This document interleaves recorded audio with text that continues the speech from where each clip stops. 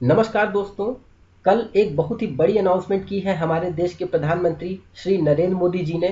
उन्होंने 20 लाख करोड़ के financial package का ऐलान किया है। जैसा कि आप इस आर्टिकल में देख सकते हैं, Narendra Modi announces financial package worth rupees 20 lakh crore to fight COVID crisis. देखिए, ये तो अल्टीमेटली होना ही था। हमने कई दिनों से देखा है, टीवी पे डिस्कशन हो रहा है न्यूज़ चैनल पे, कि सरकार को एक आर्थिक पैकेज लाना चाहिए, एक फाइनेंशियल पैकेज लाना चाहिए। जो आज सिचुएशन देश में आ चुकी है, उससे देश को उभारने के लिए कई विपक्ष के नेता, इकोनॉमिस्ट सरकार पे दबाव बना रहे थे कि वो आगे आए और एक अनाउंस करे पैकेज जो इस सिचुएशन से देश को निकाल सके।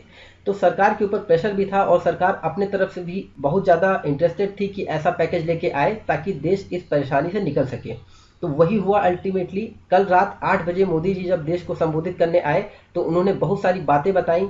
उन्होंने लॉकडाउन के बारे में बात किया कि लॉकडाउन बढ़ेगा कि नहीं बढ़ेगा, और उन्होंने सबसे बड़ी जो अनाउंसमेंट की वो की कि वो 20 लाख करोड़ का फाइनेंशियल पैकेज देने जा रहे देश को। तो क्या है ये पैकेज, उन्होंने क्या बोला लॉकडाउन को लेकर, चलिए जानते हैं। दोस्तों, मैंने मोदी जी के स्पीच से कुछ मेन पॉइंट्स आपके लिए लिख लिए हैं और आपको एक एक करके एक्सप्लेन करता चलूंगा। जैसे कि पहले पॉइंट पे उन्होंने बोला, he said the current Covid 19 situation is unique but humanity will fight back and survive. जैसे हम सबको पता है कि ना सिर्फ भारत बल्कि पूरी दुनिया इस वक्त कोविड 19 से परेशान है और कई जगह सिचुएशन बहुत ही खराब है। तो इसका मतलब ये बिल्कुल नहीं है ना कि हम लोग सरेंडर कर दें, हम लोग हार मान जाएं, और ऐसा करना भी नहीं चाहिए। यही बात मोदी जी ने भी आज अपनी स्पीच में कही। उन्होंने बोला कि हमको फाइट बैक करना होगा ताकि ह्यूमैनिटी सर्वाइव कर सके। साथ में उन्होंने इंडिया के सेल्फ डिपेंडेंट बनने पर फोकस किया। उन्होंने कहा कि अगर हमें कोरोना वायरस से लड़ना है, उससे फाइट बैक करना है, तो इंडिया को सेल्फ डिपेंडेंट बनना ही होगा। उसका उन्होंने एग्जाम्पल भी बहुत अच्छा दिया। आप लोगों को पता होना चाहिए कि आज भारत पीपीई किट और N95 मास्क का सेकेंड लार्जेस्ट प्रोड्यूसर है पूरी दुनिया में। मगर ये हमेशा से ऐसा नहीं था। कोरोना वायरस के आने के पहले हम लोग के यहाँ प्रोडक्शन होता ही नहीं था इनका। न पीपीई किट्स बनती थी, N95 मास्क बनते थे। अगर बनते भी थे तो मिनिमम लेवल पर। भारत ने ये दिखा दिया है कि हम निगेटिव सिचुएशन में भी कैसे अपने लिए अच्छाइयाँ ढूंढ सकते हैं, उसको कैसे अपने लिए अपॉर्चुनिटी में कन्वर्ट कर सकते हैं। हर फील्ड में अपने आप को सेल्फ डिपेंडेंट बनाना होगा, तभी हमारी इकोनॉमिक ग्रोथ हो सकती है, तभी हमारी प्रोग्रेस हो सकती है। साथ ही उन्होंने आगे एक बहुत ही अच्छी बात जोड़ी। उन्होंने कहा कि Indian self dependence is not only self centric but talks about piece, prosperity and corporation of the world. मतलब इसमें वसुधैव कुटुंबकम की भावना छुपी है कि अगर भारत सेल्फ डिपेंडेंट होता है, जो कि जरूर होगा, तो वो सेल्फ सेंट्रिक नहीं हो जाएगा, बल्कि पूरी दुनिया में पीस लाने की कोशिश करेगा, प्रॉस्पेरिटी लाने की कोशिश करेगा और कॉर्पोरेशन बढ़ाएगा। तो ये क्या है, ये वसुधैव कुटुंबकम की भावना है कि अगर आज आप पावरफुल हो, आप सेल्फ डिपेंडेंट हो, तो सिर्फ आप अपने लिए काम नहीं करोगे बल्कि आसपास आपके जितने भी लोग हैं सबके लिए काम करोगे। तो ये बात भी मोदी जी ने बोली। साथ में उन्होंने हर एक भारतीय से रिक्वेस्ट की, उनको एनकरेज किया कि वो लोकल प्रोडक्ट्स को यूज करें और उन्हें प्रमोट करें। ना सिर्फ यूज करें बल्कि उनको एडवर्टाइज भी करें, ताकि अपने देश के जो छोटे व्यापारी हैं, छोटे उद्योग हैं, उनका फायदा हो सके। और साथ में इसी के लिए उन्होंने नारा दिया, वोकल फॉर लोकल प्रोडक्ट्स। और ऐसा करके ही हम लोग अपनी इकोनॉमी को बूस्ट कर सकते हैं, क्योंकि हमारा ज्यादातर जो वर्क फोर्स है वो अनऑर्गेनाइज्ड है और लोकल लेवल पर है। तो अगर ये मजबूत नहीं होगा तो हमारी इकोनॉमी जाहिर सी बात है कभी मजबूत हो नहीं पाएगी। तो इसलिए उन्होंने वोकल फॉर लोकल प्रोडक्ट का नारा दिया। तो चलो ठीक है, ये बात हो गई कि हाँ, इंडिया को एक सेल्फ डिपेंडेंट नेशन बनना चाहिए। मगर ब्लूप्रिंट क्या है, वो कौन से पिलर्स हैं जिन पे वर्क करके हम एक सेल्फ डिपेंडेंट कंट्री बन सकते हैं। तो मोदी जी ने वो 5 पिलर्स बताए हैं जिन पे हम अगर वर्क करें अच्छे से तो एक सेल्फ डिपेंडेंट कंट्री बन सकते हैं।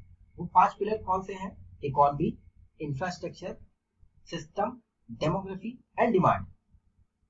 इकोनॉमी से हमारा मतलब यहाँ पर ये है कि अब हमें इंक्रीमेंटल चेंज की आदत छोड़कर क्वांटम जंप पर शिफ्ट होना होगा। इसका मतलब कि अब हमको छोटे टाइम फ्रेम में बहुत ही तेजी से और बहुत ही ज्यादा इकोनॉमिक ग्रोथ करनी होगी, तभी हम अपने जो इकोनॉमिक चैलेंजेस हैं उनको फेस कर सकते हैं। अब हमको वो पुराना रवैया छोड़ना चाहिए कि अरे हाँ ठीक है, हो तो रही है इकोनॉमिक ग्रोथ, कौन सी जल्दी है। जल्दी है और हमें जल्दी ही करना है इसे। इसीलिए यहाँ पर क्वांटम जंप की बात कही गई है। साथ में एक बहुत ही इंपॉर्टेंट फैक्टर और बहुत ही इंपॉर्टेंट पॉइंट मोदी जी ने उठाया है इंफ्रास्ट्रक्चर डेवलपमेंट का। दोस्तों हम सबको पता है किसी भी देश के लिए उसका इंफ्रास्ट्रक्चर, खास तौर पर फिजिकल इंफ्रास्ट्रक्चर बहुत इंपॉर्टेंट होता है। अगर किसी देश में सड़कें अच्छी नहीं है, पोर्ट्स अच्छे नहीं है, इलेक्ट्रिसिटी टाइम पे नहीं आती, पानी समय पे नहीं आता, हाईवेज अच्छे नहीं है, एयरपोर्ट्स अच्छे नहीं है, पब्लिक बिल्डिंग्स अच्छी नहीं है, तो ऐसे देश में भला कौन इन्वेस्टमेंट करना चाहेगा। तो इसी को यहाँ पर मोदी जी ने उठाया और हमें बताया कि इंफ्रास्ट्रक्चर पे वर्क करने की बहुत ही ज्यादा जरूरत है और इस पे ही वर्क करके हमारी इकोनॉमी में तेजी आ सकती है, हमारी ग्रोथ बढ़ सकती है और इस पे सरकार काम भी कर रही है। साथ में उन्होंने एक बात कही टेक्नोलॉजी ड्रिवन सिस्टम की। इसका मतलब ये है कि हमें ऐसे सिस्टम बनाने होंगे, हमें ऐसा वर्क कल्चर बनाना होगा जहां पर टेक्नोलॉजी ड्रिवन काम होता हो, करप्शन में कमी आएगी। एग्जाम्पल भी दिया उन्होंने, जैसे पहले जब जैम नहीं था, जनधन, आधार और मोबाइल, तो कई सारे जो गांव के लोग थे उनके बैंक में डायरेक्ट पैसे नहीं पहुंच पाते थे जब गवर्नमेंट सब्सिडी देती थी या कोई योजना के तहत पैसे देती थी। मगर आज क्या है, जैम के जरिए उनके बैंक में डायरेक्ट पैसे जाते हैं, तो जो बेनिफिट है वो ट्रांसफर डायरेक्टली हो जाता है उनके अकाउंट में बिना किसी दलाल के। तो क्या हुआ, बिना किसी मिडिल मैन के इन्वॉल्वमेंट के डायरेक्ट गवर्नमेंट के थ्रू लोगों तक सर्विस पहुंच रही है। साथ डेमोग्राफी की बात कही है मोदी जी ने। जैसे कि हम सबको पता है कि India second most populous country है पूरी दुनिया में आफ्टर चाइना और 140 करोड़ के आसपास हमारी आबादी है, जिसमें ज्यादातर ऐसे लोग हैं जो 65 साल से कम उम्र के हैं, मतलब वो वर्कफोर्स का हिस्सा है। तो यहाँ हमें जरूरत क्या है, अपने डेमोग्राफिक डिविडेंड को यूटिलाइज करने की। हमें चाहिए कि जो हमारी वर्कफोर्स है उसे क्रिएटिव और इकोनॉमिक एक्टिविटीज में लगाएं ताकि हमारी इकोनॉमिक ग्रोथ तेजी से हो सके और हमारी ग्रोथ का इंजन और तेजी से दौड़ सके। एक और इम्पोर्टेंट बात पूरे स्पीच में मोदी जी ने कहा वो है डिमांड की। सबको पता है कि इंडिया में बहुत ही बड़ी आबादी है और एक बहुत बड़ा मार्केट है इंडिया में। तो इस मार्केट को यूटिलाइज करके हम अपनी इकोनॉमी को बूस्टअप कर सकते हैं। हमारे देश ही इतना बड़ा है कि अगर हम अपनी पूरी मार्केट को कवर कर लें, उसकी डिमांड को पूरी डिमांड को अगर हम लोग पूरा हार्नेस कर पाए तो हमारी इकोनॉमिक ग्रोथ अपने आप होती रहेगी, सेल्फ ड्रिवन हो जाएगी, हमें कहीं और एक्सपोर्ट करने की जरूरत कम पड़ेगी।